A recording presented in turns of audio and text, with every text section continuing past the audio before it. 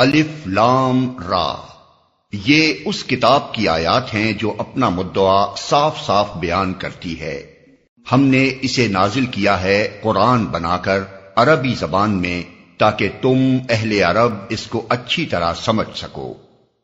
اے محمد، ہم اس قرآن کو تمہاری طرف وحی کر کے بہترین پیرائے میں واقعات اور حقائق تم سے بیان کرتے ہیں، ورنہ اس سے پہلے تو ان چیزوں سے تم بالکل ہی بے خبر تھے۔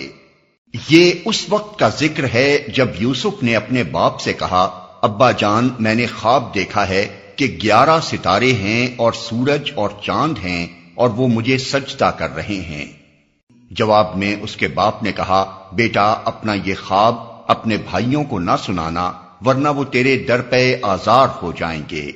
حقیقت یہ ہے کہ شیطان آدمی کا کھلا دشمن ہے، اور ایسا ہی ہوگا جیسا تو نے خواب میں دیکھا ہے کہ تیرا رب تجھے اپنے کام کے لیے منتخب کرے گا اور تجھے باتوں کی تہہ تک پہنچنا سکھائے گا، اور تیرے اوپر اور آل یعقوب پر اپنی نعمت اسی طرح پوری کرے گا جس طرح اس سے پہلے وہ تیرے بزرگوں ابراہیم اور اسحاق پر کر چکا ہے۔